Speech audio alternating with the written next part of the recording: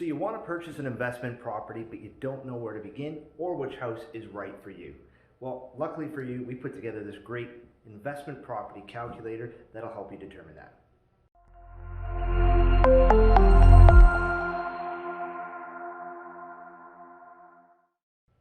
So my name is Chris Cipriani. I'm with the Cipriani Team, and today I'm going to take you through our investment property calculator.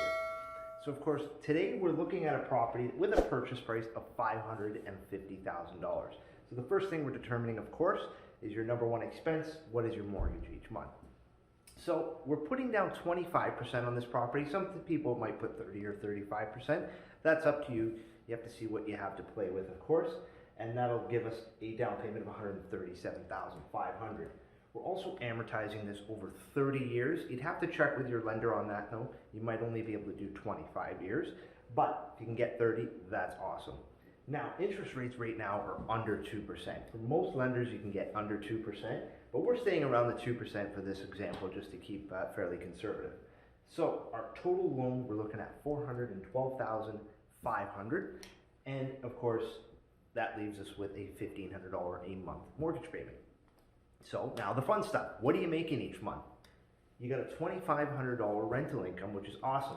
Now in this calculator, we do have it set for 2 units. So if you do rent out upstairs and downstairs, you can plug that in as well.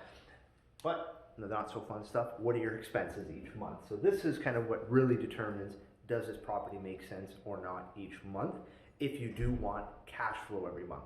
Some people aren't too worried about cash flow every month. They want to look at what's going to happen down the road with this property and what's the appreciation. But let's stick with the cash flow right now. So you do have a $470 a month expense. So that'll include your property taxes, your insurance of about $150, could be up or down, depending on the home. And then of course your utility and other expenses.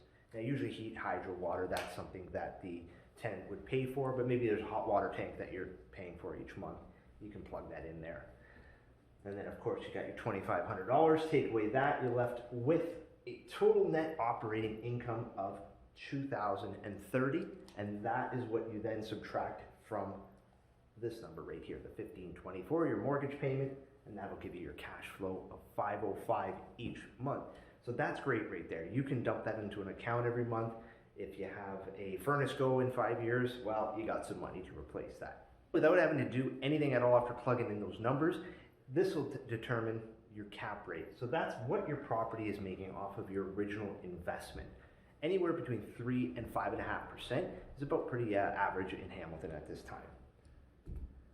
And then, of course, what your money is making each year. Again, this automatically is determined. You don't have to plug in any numbers here. Off of this scenario, it's about 11%. But this is the big one. So what are you making after 5 years, right? I want to sell this property eventually. I want to kind of cash in. Well, your total income over 5 years, we're looking at about $121,000. Again, you do have to punch in what the appreciation will be year over year.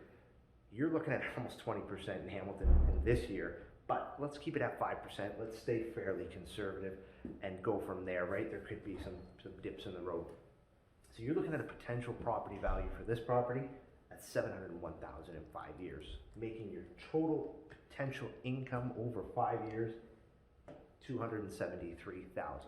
So you do all these numbers, and then you can kind of get a good idea of, all right, should I invest in this property or not? And you can put any sort of property to determine, does it make sense or not to use it as an investment? And of course, you can download this at our website at ciprianiteam.com and reach out, of course, if you have any questions. Thanks so much.